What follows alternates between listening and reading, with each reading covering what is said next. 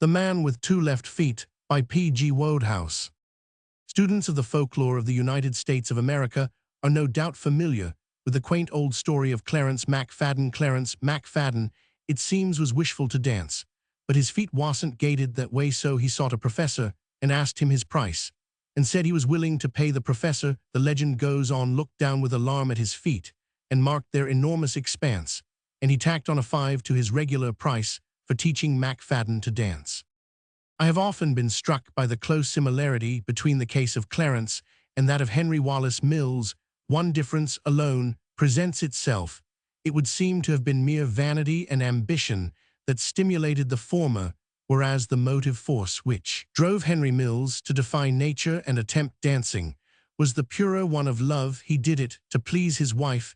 Had he never gone to ye bonny Briarbush Farm, that popular holiday resort, and there met Minnie Hill, he would doubtless have continued to spend in peaceful reading the hours not given over to work at the New York bank, at which he was employed as paying cashier. For Henry was a voracious reader. His idea of a pleasant evening was to get back to his little flat, take off his coat, put on his slippers, light a pipe, and go on from the point where he had left off the night before in his perusal of the biscal volume of the Encyclopedia Britannica, making notes as he read in a stout notebook. He read the biscal volume because after many days he had finished the And Andaus and the Auspice. There was something admirable and yet a little horribly about Henry's method of study. He went after learning with the cold and dispassionate relentlessness of a stoat pursuing a rabbit. The ordinary man who is paying installments on the Encyclopedia Britannica is apt to get overexcited and to skip impatiently to volume 28 Vetsum to see how it all comes out in the end. Not so Henry. His was not a frivolous mind. He intended to read the encyclopedia through, and he was not going to spoil his pleasure by peeping ahead. It would seem to be an inexorable law of nature that no man shall shine at both ends. If he has a high forehead and a thirst for wisdom, his foxtrotting, if any, shall be as the staggerings of the drunken, while if he is a good dancer, he is nearly always petrified from the ears upward. No better examples of this law could have been found than Henry Mills and his fellow cashier Sidney Mercer in New York banks. Paying cashiers, like bears, tigers, lions, and other fauna, are always shut up in a cage in pairs, and are consequently dependent on each other for entertainment and social intercourse. When business is slack, Henry Mills and Sidney simply could not find a subject in common. Sidney knew absolutely nothing of even such elementary things as Abana, aberration, Abraham, or acrogeny, while Henry on his side was scarcely aware that there had been any developments in the dance since the polka. It was a relief to Henry when Sidney threw up his job to join the chorus of a musical comedy, and was succeeded by a man who, though full of limitations, could at least converse intelligently on bowls. Such then was Henry Wallace Mills. He was in the middle 30s, temperate, studious, a moderate smoker.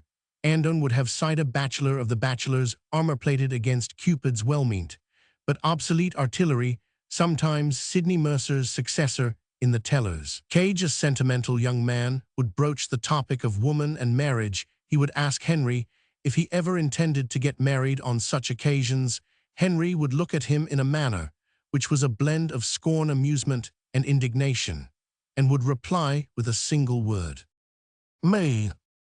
It was the way he said it that impressed you. But Henry had yet to experience the unmanning atmosphere of a lonely summer resort. He had only just reached the position in the bank where he was permitted to take his annual vacation in the summer. Hitherto, he had always been released from his cage during the winter months, and had spent his 10 days of freedom at his flat with a book in his hand and his feet on the radiator. But the summer after Sidney Mercer's departure, they unleashed him in August. It was meltingly warm in the city. Something in Henry cried out for the country. For a month before the beginning of his vacation, he devoted much of the time that should have been given to the Encyclopedia Britannica in reading some resort literature. He decided at length upon ye bonny Briarbush Farm because the advertisements spoke so well of it. Ye bonny Briarbush Farm was a rather battered frame building many miles from anywhere. Its attractions included a lover's leap, a grotto, golf links, a 5-hole course, where the enthusiast found unusual hazards in the shape of a number of goats, tethered at intervals between the wholes and a silvery lake only, portions of which were used as a dumping ground for tin cans and wooden boxes. It was all new and strange to Henry, and caused him an odd exhilaration. Something of gaiety and reckless abandon began to creep into his veins. He had a curious feeling that in these romantic surroundings, some adventure ought to happen to him. At this juncture Minnie Hill arrived. She was a small, slim girl, thinner and paler than she should have been, with large eyes that seemed to Henry pathetic and stirred his chivalry. He began to think a good deal about Minnie Hill. And then one evening, he met her on the shores of the silvery lake. He was standing there slapping at things that looked like mosquitoes, but could not have been, for the advertisements expressly stated that none were ever found in the neighborhood of Ye Bonny Briarbush Farm. When along she came, she walked slowly, as if she were tired. A strange thrill, half of pity, half of something else, ran through Henry. He looked at her, she looked at him. "Good evening," he said. They were the first words he had spoken to her. She never contributed to the dialogue of the dining-room, and he had been too shy to seek her out in the open. She said good evening too, tying the score, and there was silence for a moment. Commiseration overcame Henry's shyness. "You're looking tired," he said. "I feel tired." She paused. "I overdid it in the city." "Id. Dancing." "Oh, dancing. Did you dance much?" "Yes, a great deal." "No." A promising, even a dashing start, but how to continue? For the first time, Henry regretted the steady determination of his methods with the encyclopedia. How pleasant if he could have been in a position to talk easily of dancing. Then memory reminded him that though he had not yet got up to dancing, it was only a few weeks before that he had been reading of the ballet. "I don't dance myself," he said, "but I am fond of reading about it. Did you know that the word ballet incorporated 3 distinct modern words, ballet, ball, and ballad, and that ballet dancing was originally accompanied by singing?" It hit her, it had her weak. She looked at him with awe in her eyes. One might almost say that she gaped at Henry. "I hardly know anything," she said. "The first descriptive ballet scene in London, England," said Henry quietly, "was the Tavern Bilkers, which was played at Drury Lane in 17-something. Was it? And the earliest modern ballet on record was that given by someone to celebrate the marriage of the Duke of Milan in 1489. There was no doubt or hesitation about the date. This time it was grappled to his memory by hoops of steel, owing to the singular coincidence of it being also his telephone number. He gave it out with a roll, and the girl's eyes widened. "What an awful lot you know." "Oh no," said Henry modestly, "I read a great deal." "It must be splendid to know a lot," she said wistfully. "I've never had time for reading. I've always wanted to. I think you're wonderful." Henry's soul was expanding like a flower and purring like a well-tickled cat. Never in his life had he been admired by a woman. The sensation was intoxicating. Silence fell upon them. They started to walk back to the farm, warned by the distant ringing of a bell that supper was about to materialize. It was not a musical bell, but distance, and the magic of this unusual moment lent it charm. The sun was setting. It threw a crimson carpet across the silvery lake. The air was very still. The creatures unclassified by science, who might have been mistaken for mosquitoes, had their presence been possible at Ye Bonny Briarbush Farm, were biting harder than ever. But Henry heeded them not. He did not even slap at them. They drank their fill of his blood and went away to put their friends on to this good thing. But for Henry, they did not exist. Strange things were happening to him, and lying awake that night in bed, he recognized the truth. He was in love. After that, for the remainder of his stay, they were always together. They walked in the woods. They sat by the silvery lake. He poured out the treasures of his learning for her, and she looked at him with reverent eyes, uttering from time to time a soft yes or a musical G. In due season, Henry went back to New York.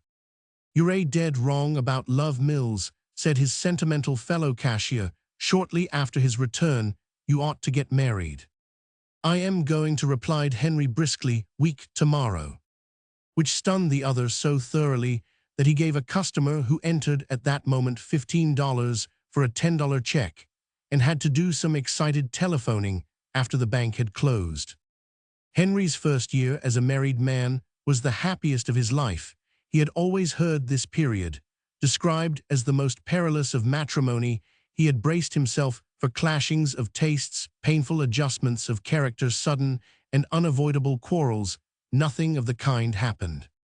From the very beginning they settled down in perfect harmony. She merged with his life as smoothly as one river joins another. He did not even have to alter his habits every morning.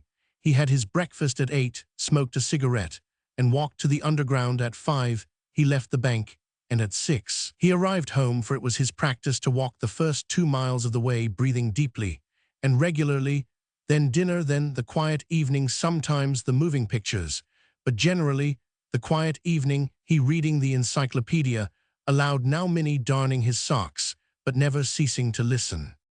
Each day brought the same sense of grateful amazement that he should be so wonderfully happy, so extraordinarily peaceful. Everything was as perfect as it could be. Minnie was looking a different girl. She had lost her drawn look. She was filling out. Sometimes he would suspend his reading for a moment and look across at her. At first, he would see only her soft hair as she bent over her sewing.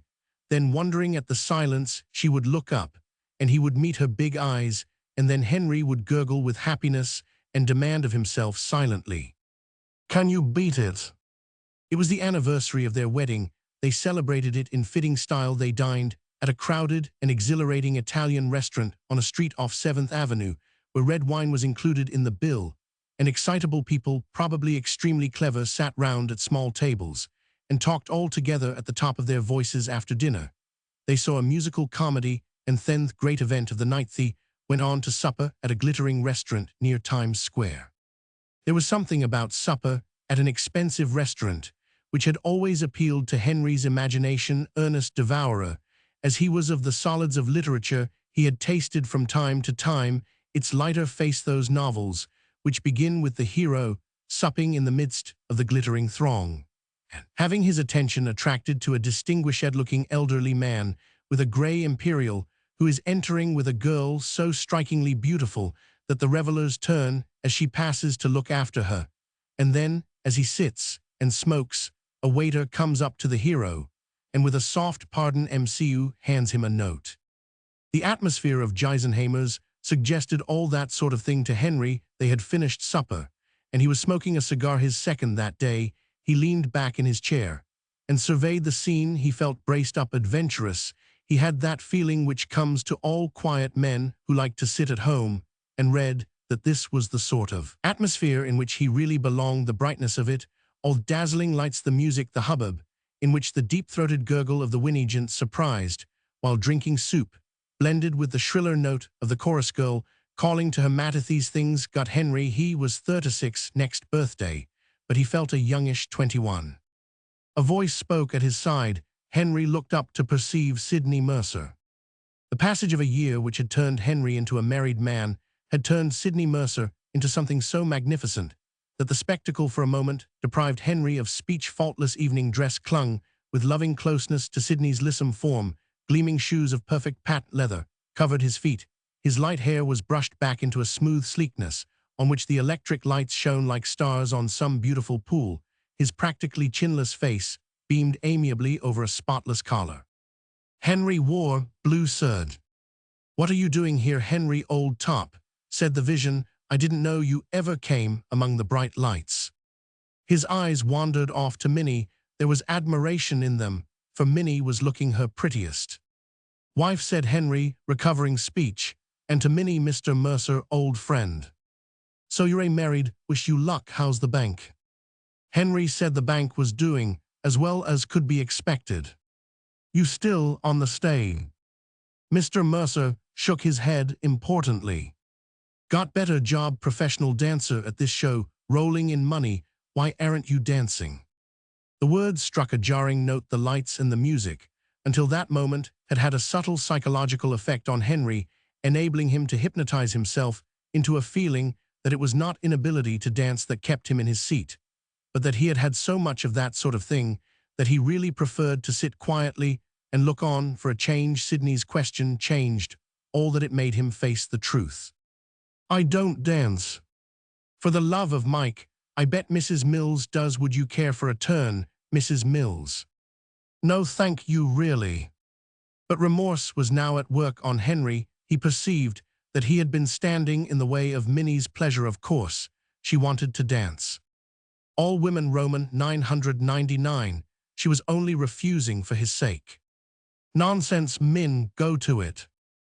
Minnie looked doubtful. Of course you must dance, Min. I shall be all right. I'll sit here and smoke. The next moment Minnie and Sydney were treading the complicated measure, and simultaneously Henry ceased to be a youngish 21 and was even conscious of a fleeting doubt as to whether he was really only 35. Boil the whole question of old age down, and what it amounts to is that a man is young as long as he can dance without getting lumbago, and if he cannot dance, he is never young at all. This was the truth that forced itself upon Henry Wallace Mills as he sat watching his wife moving over the floor in the arms of Sydney Mercer. Even he could see that Minnie danced well. He thrilled at the sight of her gracefulness, and for the first time since his marriage, he became introspective. It had never struck him before how much younger Minnie was than himself when she had signed the paper at the City Hall on the occasion of the purchase of the marriage license she had given. Her age he remembered now as 26. It had made no impression on him at the time. Now, however, he perceived clearly that between 26 and 35 there was a gap of 9 years, and a chill sensation came upon him of being old and stodgy. How dull it must be for poor little Minnie to be cooped up night after night with such an old fogey. Other men took their wives out and gave them a good time dancing half the night with them. All he could do was to sit at home and read Minnie dull stuff from the encyclopedia. What a life for the poor child! Suddenly, he felt acutely jealous of the rubber-jointed Sydney Mercer, a man whom hitherto he had always heartily despised. The music stopped. They came back to the table. Minnie, with a pink glow on her face that made her younger than ever. Sydney, the insufferable ass, grinning and smirking and pretending to be 18. They looked like a couple of children. Henry, catching sight of himself in a mirror, was surprised to find that his hair was not white. Half an hour later, in the cab going home, Minnie, half asleep, was aroused by a sudden stiffening of the arm that encircled her waist and a sudden snort close to her ear. It was Henry Wallace Mills, resolving that he would learn to dance. Being of a literary turn of mind, and also economical, Henry's first step towards his new ambition was to buy a 50-cent book entitled The ABC of Modern Dancing by Tango. It would, he felt, not without reason, simpler and less expensive if he should learn the steps by the aid of this treatise than by the more customary method of taking lessons. But quite early in the proceedings, he was faced by complications. In the first place, it was his intention to keep what he was doing a secret from Minnie in order to be able to give her a pleasant surprise on her birthday, which would be coming round in a few weeks. In the second place, the ABC of Modern Dancing proved on investigation far more complex than its title suggested. These two facts were the ruin of the literary method, for while it was possible to study the text and the plates at the bank, the home was the only place in which he could attempt to put the instructions into practice.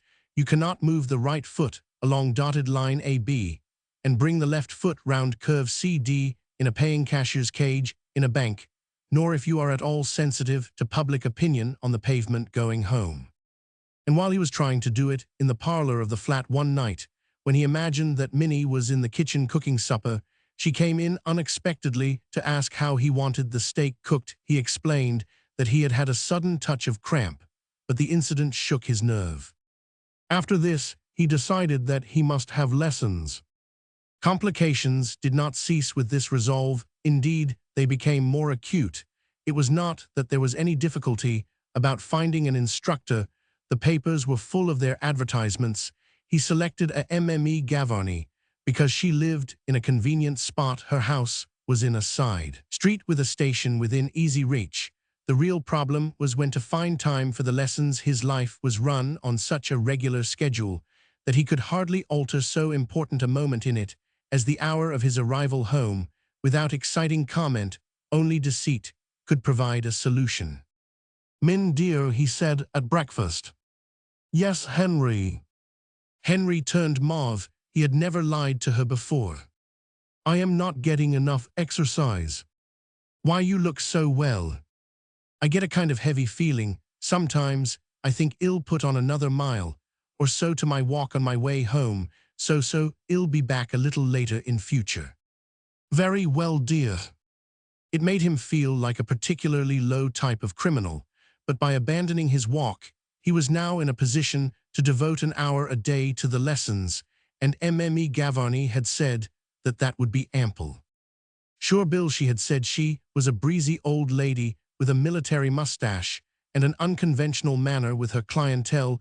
"You come to me an hour a day, and if you haven't 2 left feet, well, make you the pet of society in a month." "Is that so?" "It sure is. I never had a failure yet with a pupe, except one, and that wasn't my fault." "Had he 2 left feet?" "Hadn't any feet at all. Fell off of a roof after the second lesson, and had to have 'em cut off him. At that, I could have learned him to tango with wooden legs. Only he got kind of discouraged. Well, see, you Monday, Bill, be good." And the kindly old soul, retrieving her chewing gum from the panel of the door, where she had placed it to facilitate conversation, dismissed him. And now began what in later years Henry unhesitatingly considered the most miserable period of his existence. There may be times when a man who is past his first youth feels more unhappy and ridiculous than when he is taking a course of lessons in the modern dance. But it is not easy to think of them physically. His new experience caused Henry acute pain. Muscles whose existence he had never suspected came into being for apparent Lithe's sole purpose of aching mentally. He suffered even more. This was partly due to the peculiar method of instruction in vogue at Mme Gavarni's, and partly to the fact that when it came to the actual lessons, a sudden niece was produced from a back room to give them. She was a blonde young lady with laughing blue eyes, and Henry never clasped her trim waist without feeling a black-hearted traitor. To his absent mini-conscience racked him, add to this the sensation of being a strange, jointless creature with abnormally large hands and feet, and the fact that it was Mme Gavarni's custom to stand in a corner of the room during the hour of tuition, chewing gum and making comments, and it is not surprising that Henry became wan and thin. Mme Gavarni had the trying habit of endeavoring to stimulate Henry by frequently comparing his performance and progress with that of a cripple whom she claimed to have taught at some previous time. She and the niece would have spirited arguments in his presence as to whether or not the cripple had one stepped better after his 3rd lesson than Henry after his 5th. The niece said no, as well perhaps, but not better. Mme Gavarni said that the niece was forgetting the way the cripple had slid his feet. The niece said yes, that was so. Maybe she was. Henry said nothing, he merely perspired. He made progress slowly. This could not be blamed upon his instructress. However, she did all that one woman could to speed him up. Sometimes she would even pursue him into the street, in order to show him on the sidewalk a means of doing away with some of his numerous errors of technique, the elimination of which would help to make him definitely the cripple's superior. The misery of embracing her indoors was as nothing to the misery of embracing her on the sidewalk. Nevertheless, having paid for his course of lessons in advance, and being a determined man, he did make progress. One day, to his surprise, he found his feet going through the motions without any definite exercise of willpower on his part, almost as if they were endowed with an intelligence of their own. It was the turning point. It filled him with a singular pride, such as he had not felt since his first rise of salary at the bank. Mme Gavarni was moved to dignified praise. "Some speed, kid," she observed, "some speed." Henry blushed modestly. It was the accolade. Every day as his skill at the dance became more manifest, Henry found occasion to bless the moment when he had decided to take lessons. He shuddered sometimes at the narrowness of his escape from disaster. Every day now, it became more apparent to him, as he watched Minnie, that she was chafing at the monotony of her life. That fatal supper had wrecked the peace of their little home, or perhaps it had merely precipitated the wreck. Sooner or later, he told himself, she was bound to have wearied of the dullness of her lot. At any rate, dating from shortly after that disturbing night, a lack of ease and spontaneity seemed to creep into their relations. A blight settled on the home. Little by little, Minnie, and he were growing almost formal towards each other. She had lost her taste for being read to in the evenings, and had developed a habit of pleading a headache and going early to bed. Sometimes catching her eye when she was not expecting it, he surprised an enigmatic look in it. It was a look, however, which he was able to read. It meant that she was bored. It might have been expected that this state of affairs would have distressed Henry. It gave him, on the contrary, a pleasurable thrill. It made him feel that it had been worth it going through the torments of learning to dance the more bored. She was now the greater her delight, when he revealed himself dramatically.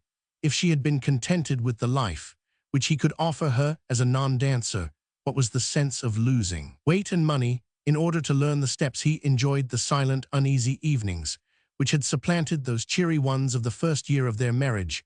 The more uncomfortable they were now, the more they would appreciate their happiness later on. Henry belonged to the large circle of human beings who consider that there is a cuter pleasure in being suddenly cured of toothache than in never having toothache at all.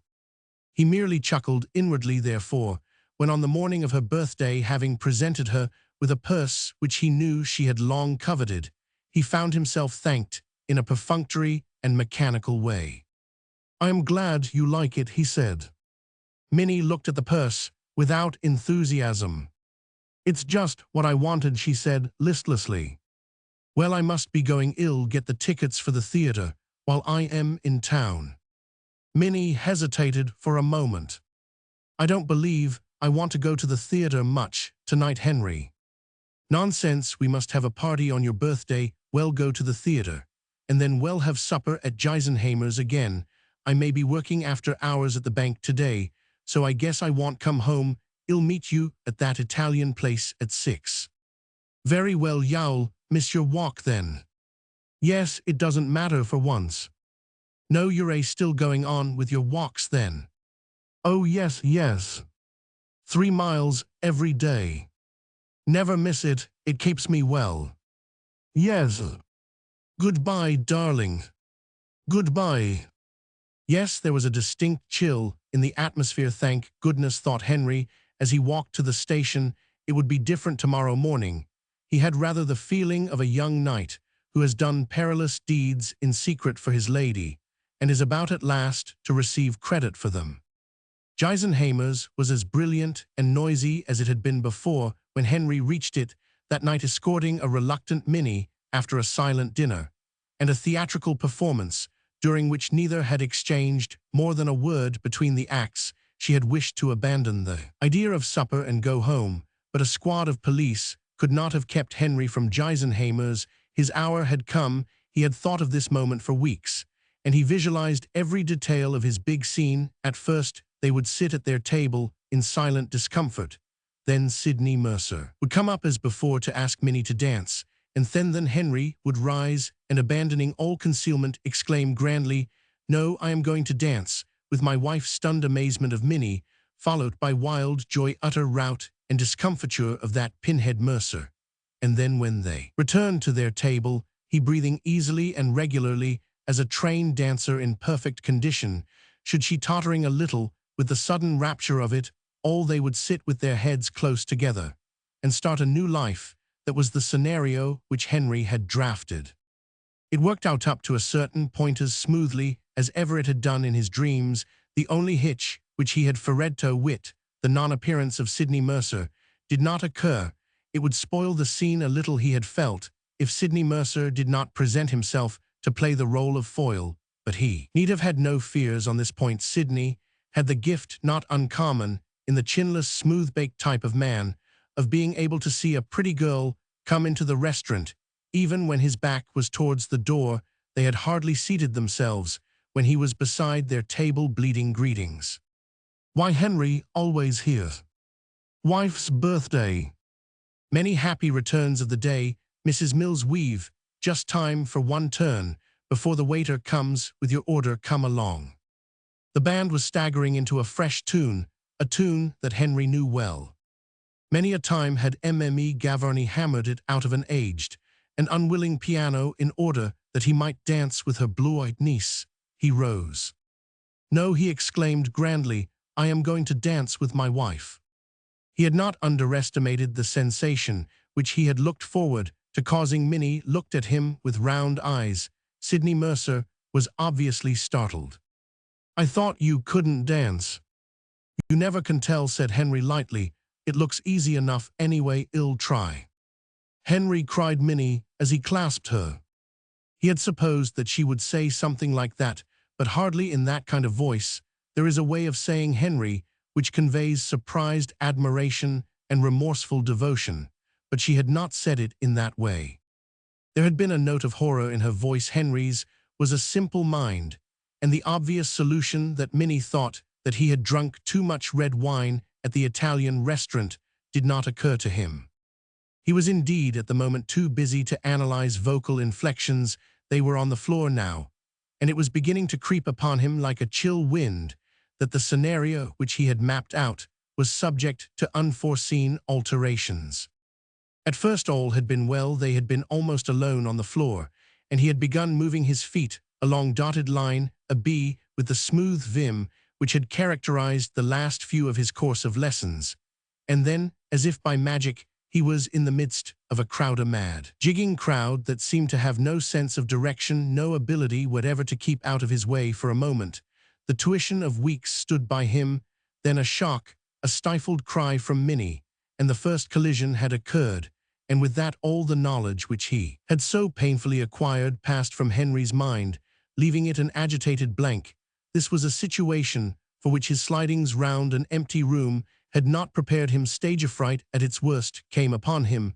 Somebody charged him in the back and asked querulously where he thought he was going. As he turned with a half-formed notion of apologizing, somebody else rammed him from the other side. He had a momentary feeling as if he were going down the Niagara Rapids in a barrel, and then he was lying on the floor with Minnie on top of him. Somebody tripped over his head. He sat up. Somebody helped him to his feet. He was aware of Sydney Mercer at his side. "Do it again," said Sydney, all grin and sleek immaculateness. It went down big, but lots of them didn't see it. The place was full of demon laughter. "Min," said Henry. They were in the parlor of their little flat. Her back was towards him, and he could not see her face. She did not answer. She preserved the silence which she had maintained since they had left the restaurant. Not once during the journey home had she spoken. The clock on the mantelpiece ticked on outside. An elevated train, rumbled by voices, came from the street. "Min, I am sorry." "Silence." "I thought I could do it. Oh Lord." Misery was in every note of Henry's voice. "I've been taking lessons every day since that night. We went to that place first. It's no good. I guess it's like the old woman said. I've got 2 left feet, and it's no use my ever trying to do it. I kept it secret from you what I was doing. I wanted it to be a wonderful surprise for you on your birthday. I knew how sick and tired you were getting of being married to a man who never took you out because he couldn't dance. I thought it was up to me to learn and give you a good time like other men's wives. Henry." She had turned, and with a dull amazement, he saw that her whole face had altered. Her eyes were shining with a radiant happiness. "Henry, was that why you went to that house to take dancing lessons?" He stared at her without speaking. She came to him laughing. "So that was why you pretended you were still doing your walks. You know, I saw you come out of that house. I was just going to the station at the end of the street, and I saw you. There was a girl with you, a girl with yellow hair. You hugged her." Henry licked his dry lips. "Min," he said huskily, "you won't believe it, but she was trying to teach me the jelly roll." She held him by the lapels of his coat. "Of course I believe it. I understand it all now. I thought at the time that you were just saying goodbye to her." "Oh, Henry, why ever didn't you tell me what you were doing?" "Oh, yes, I know. You wanted it to be a surprise for me on my birthday. But you must have seen there was something wrong. You must have seen that I thought something. Surely you noticed how I've been these last weeks. I thought it was just that you were finding it dull. Dull here with you. It was after you danced that night with Sydney Mercer. I thought the whole thing out. You're so much younger than I'm. Min, it didn't seem right for you to have to spend your life being read to by a fellow like me. But I loved it. You had to dance, every girl has to, women can't do without it. This one can, Henry, listen. You remember how ill and worn out I was when you met me first at that farm. Do you know why it was? It was because I had been slaving away for years at one of those places where you go in and pay 5 cents to dance with the lady instructresses. I was a lady instructress, Henry. Just think what I went through every day, having to drag a million heavy men with large feet round a big room. I tell you, you are a professional compared with some of them. They trod on my feet and leaned their 200 pounds on me and nearly killed me. Now perhaps you can understand why I'm not crazy about dancing. Believe me, Henry, the kindest thing you can do to me is to tell me I must never dance again. Yaoyu, he gulped. Do you really mean that you can stand the sort of life we're living here? You really don't find it dull? Dull? She ran to the bookshelf and came back with a large volume. Read to me, Henry dear. Read me something now. It seems ages and ages since you used to read me something out of the encyclopedia. Henry was looking at the book in his hand, in the midst of a joy that almost overwhelmed him. His orderly mind was conscious of something wrong. But this is the Medmum volume, darling. Is it? Well, that'll be all right. Read me all about Mum. But we're only in the culture. He wavered. Oh, well, he went on recklessly, I don't care, do you? No, sit down here, dear, and I'll sit on the floor. Henry cleared his throat. Milix or Milich, Roman 500 Bohemian divine, was the most influential among those preachers and writers in Moravia and Bohemia, who during the 14th century, in a certain sense, paved the way for the reforming activity of Huss. He looked down. Minnie's soft hair was resting against his knee. He put out a hand and stroked it. She turned and looked up, and he met her big eyes. Can you beat it? Said Henry silently to himself.